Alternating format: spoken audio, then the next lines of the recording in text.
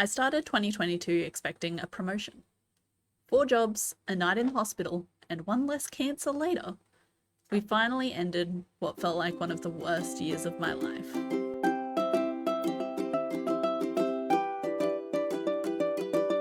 Hi there! If this is your first time here, welcome to my channel. My name is Kate, and I've recently started this channel to share my experiences with life and mental health. I feel like the last few years have been pretty rough for everyone. Last year felt like the peak of failures for me.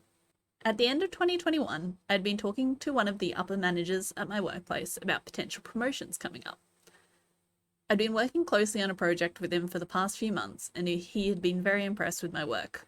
So I came into 2022 with high expectations. In Australia, we began 2022 in lockdown. For me, this meant I was working from home. I was still casual in my position, and one Friday afternoon, I got a video call from a different manager, as well as the HR manager. They informed me that they no longer had any work for me and that I could log off and finish up as soon as the conversation was over. I'd been working there for nearly a year at that point, and considering the project I'd been working on, this came as a complete surprise. I opened a bottle of wine and spent the rest of the evening drinking most of the bottle and crying, so not the best start to the year. I was lucky enough to get a 6-month contract role after only a few weeks, and at the same time I also started studying my Certificate 4 in bookkeeping and accounting, which I'd been interested in doing for a while. This was actually a really great job, but since it was only a 6-month contract, I was keeping an eye out for other jobs. A bookkeeping role came up and I decided to take it. Sometime around May, the unit we were renting went up for sale. The rental market in my city is insane post-COVID, so our biggest concern was that the unit would be sold to someone that wanted to live in it, and we would have to leave and try to find something new. This was a really frustrating and stressful time. Since we have our wonderful, absolute menace of a cat, Reginald, one of us needs to be home anytime our real estate wants to come to the house, to make sure he doesn't run out the door or just attack anyone. In Australia, real estates don't need to give much notice for entering the property if it's to show it to prospective buyers. This meant my partner and I were both having to ask for time off work with only a couple of days' notice, and it was right after I'd started my new job, so I felt terrible having to do this to my new boss. Luckily, it ended up selling pretty quickly and it sold to an investor. They did request a $50 a week increase to our rent. Everything else I was looking at in the area was a similar or higher price, so we agreed to the rent increase and got to stay where we were. It was going to be a lot of extra hassle and money to try and move to somewhere that was going to cost us the same amount per week anyway. Fast forward to a few months into my new job, and I was really struggling. I was getting very stressed and anxious through most of my work, and I was not feeling comfortable in my role. This made me start questioning all of my life decisions again.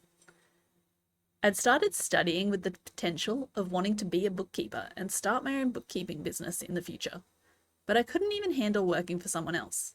How could I possibly do this working for myself? I also realized how hard it would be to have work-life balance with a business like this. And that's the main reason I wanted to start a business in the first place. I was not in a good place mentally, and even though I'd been working very quickly through my study in the first few months, it really dropped off while I was actually working in the role that I was studying for.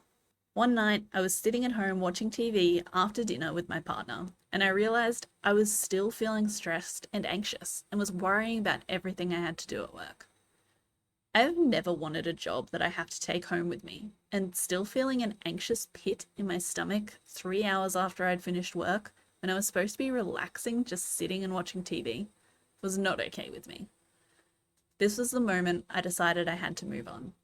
I started looking for other roles, and again, I was lucky to find something pretty quickly. Unfortunately, it was another contract role, but the contract is until the end of June 2023, so it was a pretty good length. I started that job at the beginning of October. I had been waiting most of the year for an appointment to get a lump on my neck removed. It was a low-risk issue. I've had 2 GPs look at it and tell me it was perfectly fine, wouldn't be cancer, would never give me any issues. I decided I wanted to get it removed anyway because it was quite ugly and it would bleed from time to time. I've had it since I was in high school, so I decided it was time to get it removed. I had talked to my GP about it in January or February, and I decided to go through the public health system. Since it wasn't a necessary procedure, I wasn't sure my private health would cover it, and it wasn't urgent anyway, so I didn't mind having to wait. She put the referral in, and I met with the plastic surgery team at the hospital a few months later. The plastic surgeon took one look and said the same as the GPs. It wasn't cancerous, there was no issues, it just needed to be removed for personal reasons. So it was classified at a lower level. With COVID, they weren't even booking surgeries at the level that mine was classified in at the time I had the meeting. So it wasn't until October that they finally booked in the surgery. If medical stuff grosses you out, you might want to skip ahead. I'll put in the chapters where you should skip to, and I'll give a quick recap at the end if you did skip the long medical stories. I took the day off work to go in and have the surgery. It was only a local anaesthetic, so I wasn't even asleep for it. I went back to work the next day, but for most of the week I felt really tired. I figured it was just my body healing, but by the end of the week, I was still feeling unwell, and I realised there was a large lump forming around the incision. But I wasn't supposed to take the bandage off for a week, so I couldn't see how it actually looked. I finally went to see my GP a week after the surgery, and it was not looking good. It was definitely infected, and I apparently had a fever that I hadn't even noticed because the weather was already so hot. She put me on antibiotics and changed the bandage, and overnight the wound discharged a lot of pus. I went back again the next day, and even though it was looking much better and I was already feeling much better, she decided I should probably go to the hospital just to be sure. At the hospital, they had to reopen the wound and flush it, which involves putting a syringe full of, I believe it was saline, directly into the wound. They put me on a drip and kept me in overnight. They checked it a few times the following day, and I was actually able to go home early in the afternoon. Sadly, they did have to keep the wound open, but packed with gauze, which needed to be changed every day for the next week. This meant I couldn't go back to work as I had an open wound and needed to see my GP every day. It started healing pretty quickly at that point, and I was already feeling so much better within just a couple of days. Quick recap for those that skipped ahead. I got the lump removed, but it ended up getting infected. I had to spend a night in hospital and see my GP every day for a week after to get my bandage changed. Overall, I ended up having close to 2 full weeks off and 1 week where I had to leave early most days. As a contractor, I'm not entitled to any sick leave, so I was actually not getting paid for any of the days that I wasn't working. Anyway, I was all good after that. The wound was healing and I was feeling really good.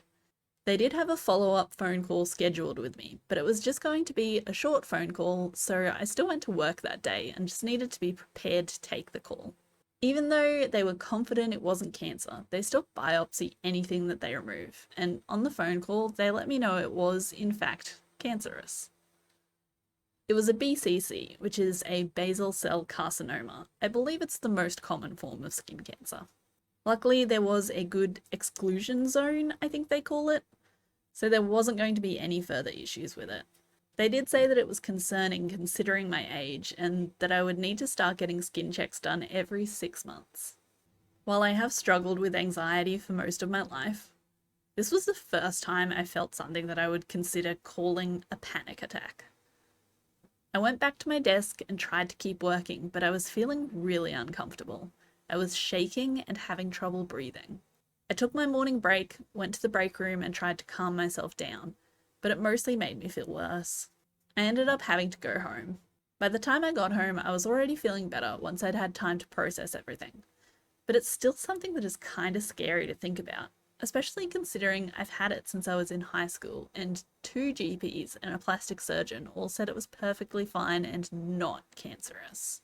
The last few months of the year were far from perfect. I wasn't enjoying my job, I didn't like my team leader, and just to round out the year, about 2 weeks before Christmas, I finally got COVID. My friend had been unwell, but she told me she'd tested 2 or 3 times for COVID and it was negative, so it was definitely just a cold. So I told her it was fine and we worked sitting together for most of the day. I actually didn't mind the idea of having to take a few days off work for a cold. I did get sick, but I figured it was just the cold I got from her, so I didn't even test for COVID. I had a long weekend off from work that week anyways, so I didn't test until 4 days later, when it came up positive. I let my friend know and she went home and tested and was positive as well. I took the rest of the week off, again, not getting paid for any of that time off, to avoid getting anyone else sick. I don't blame my friend in any way. It was 100% my fault. She was just testing negative for the first few days of her COVID. She had no idea it was anything worse than a cold. Finally, Christmas came around. I had all the public holidays around Christmas off anyway, so it was a nice, relaxing time, and I finally managed to make it to the end of 2023. So yes, there were a lot of negatives to my year, but there were also some positives. I did start studying, and while I've mostly decided I don't want to work as a bookkeeper, it's still a useful course to complete if I want to do any role involving finance. And also if I manage to start a business of any sort, I'll be able to do my own bookkeeping, at least to begin with. I started seeing my psychologist in 2022, which is probably what helped me actually get through a lot of the year. I'm definitely very lucky that I live in Australia, as I was able to access discounted sessions with my psychologist due to the mental health plan that's available in Australia. I also didn't have to pay anything for my surgery or my time spent in hospital because I went through the Australian public hospital system, which is completely free.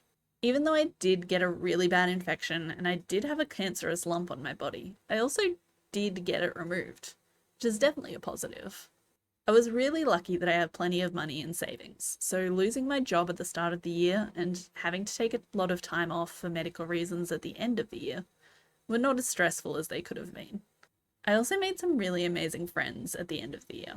I've always been good at getting along with people that I work with, but it's rare for me to find people that I really connect with and that I will stay friends with after we stop working together.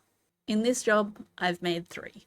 I've never had a very big social life, but so far in 2023, because of these friends, I've been getting out of the house and going to events, and I've been messaging my friends almost every day now that we're no longer working in the same physical locations, which is definitely out of the ordinary for me, but it's actually been a really nice feeling. When I got COVID, I also didn't get very sick. It mostly just felt like a regular cold with a slightly worse throat. I did feel quite tired for the week I had it and maybe a week after that, but other than that, it was a really mild form of COVID, so I was very lucky in that sense. One of the biggest wins for the year was reaching affiliate on my Twitch channel, and even though I haven't really been making any money from it, it was a great recognition of the work that I've been putting into something that I really enjoy doing. Overall, there were so many things during the year that felt really terrible at the time. But looking back at it now, it could have been so much worse. What doesn't kill you makes you stronger, right? And I truly feel like I've grown from my experiences last year, and I feel like 2023 is going to be my year. I've made the decision that I'm going to commit to actually following through on things that I've wanted to do for a while, and things that will help me to reach my long-term goals. This YouTube channel is one of those things, and I'm really happy that I've managed to follow through on it so far. Let me know in the comments how your 2022 went. I hope it was better than mine. If you missed my video last week, I've started to share recommendations every week for anything in my life that I'm enjoying. This week is another podcast, but on a completely different spectrum. This week, my recommendation is Deep Dive with Ali Abdaal. This is not the first time he's been mentioned on my channel, and was actually one of the big factors that made me commit to starting my YouTube channel, and featured in my first video on my channel. I've been watching his YouTube channel for a few months now, but I've only recently started listening to his podcast. There was one specific episode I listened to around the same time that I had the idea for this video, and I thought it was highly relevant to this topic. The episode was called The Pathless Path: How to Recreate Your Life and Career in 2023 with Paul Millard. This is something that I'm really trying to focus on for 2023, and it gave me a lot of inspiration and motivation to make 2023 a year of growth. I will link to the podcast on Spotify and the link to the YouTube channels in the description. Thank you so much for watching. If you enjoyed the video, don't forget to give it a thumbs up and subscribe for more content.